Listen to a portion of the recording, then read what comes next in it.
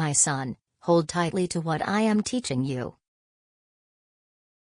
It will lead to a good and meaningful life.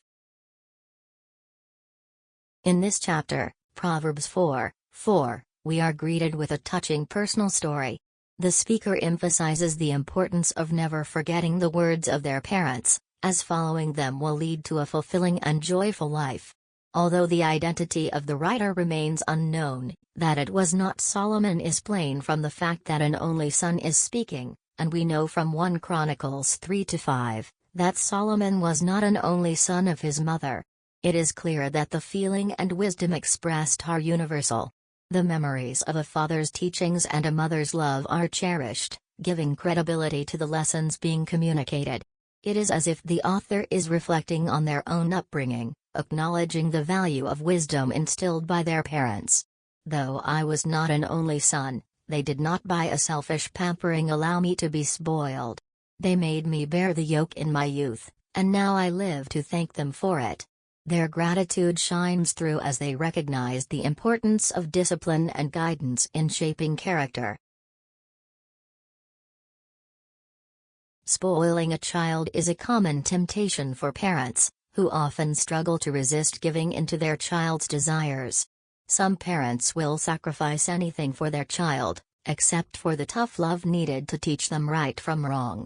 The consequences can be severe, as seen in the story of a mother whose son turned against her due to her lack of discipline. In contrast, the author values the lessons learned from his parents and the impact of a loving and nurturing home environment.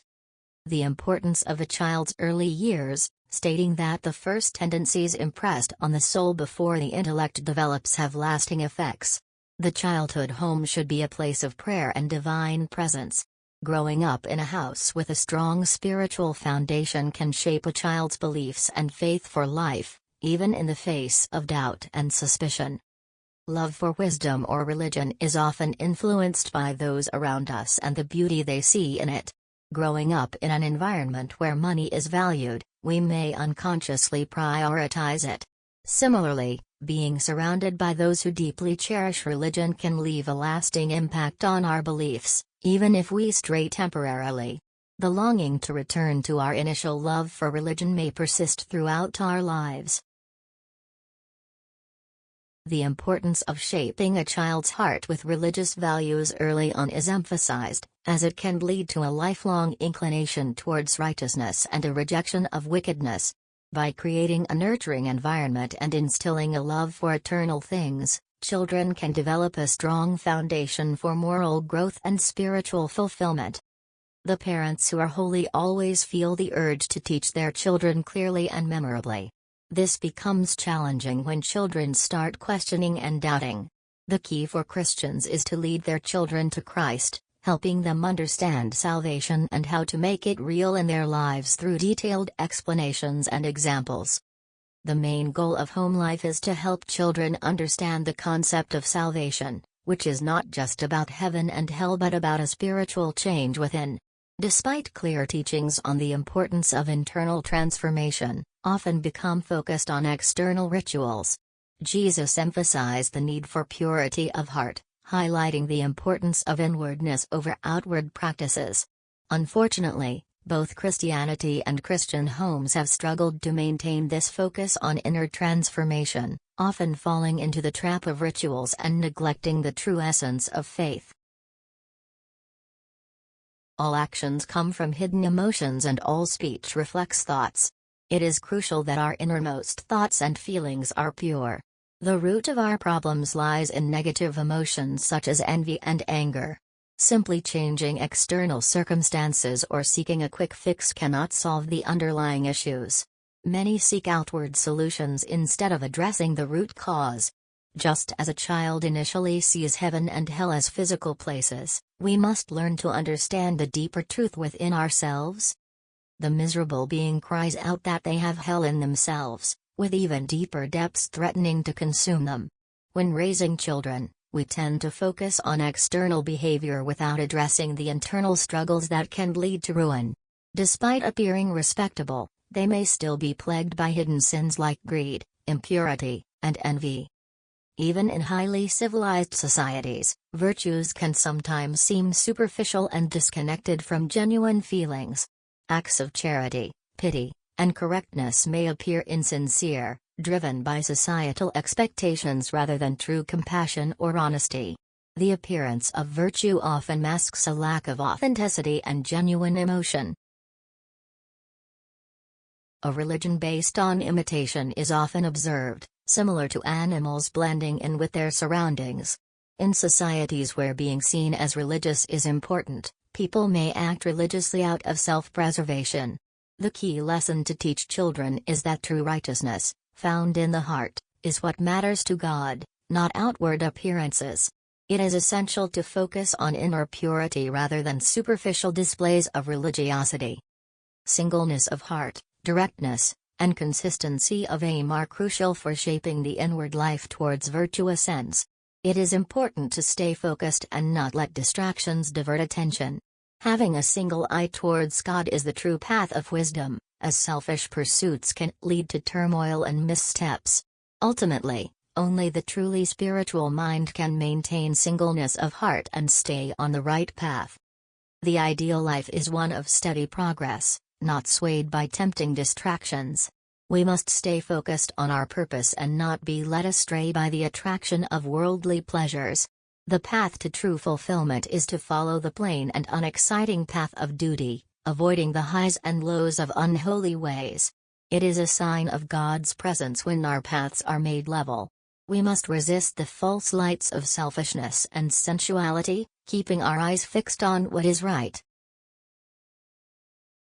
Parents must be mindful of the stark differences between children who have been raised with wisdom and those who have been neglected.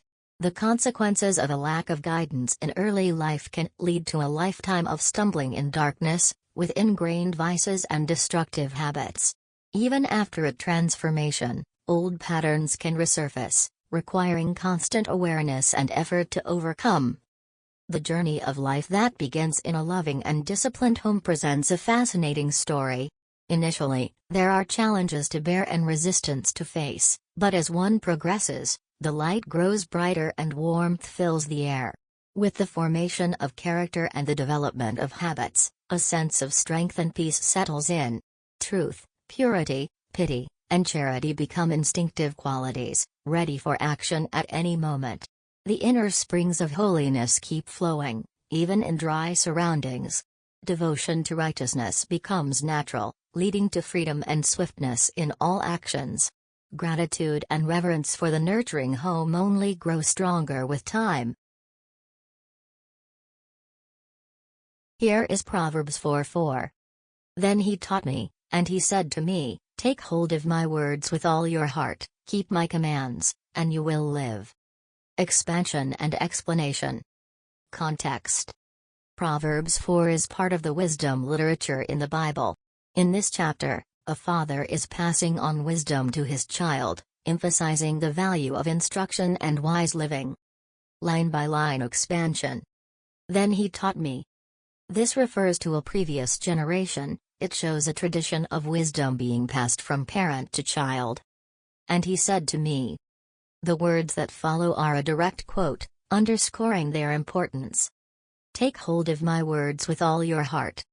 Take hold means to grasp firmly, not just listen casually.